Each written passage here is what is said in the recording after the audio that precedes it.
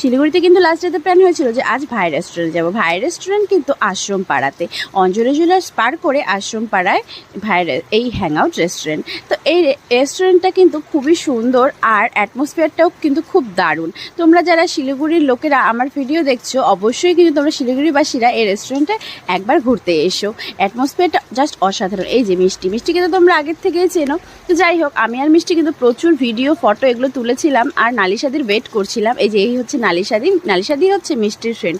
আগে যখন শিলিগুড়িতে থাকতাম তখন আমরা প্রচুর আড্ডা দিয়েছি। তো যাই হোক, অনেক দিন পর নালিশাদির সাথে দেখা, তো আমরা প্রচুর ভিডিও ফটো আর আড্ডা দিয়েছি, যেগুলো তোমরা অলরেডি আমার ফেসবুক ইনস্টাতে দেখিয়ে নিয়েছিল।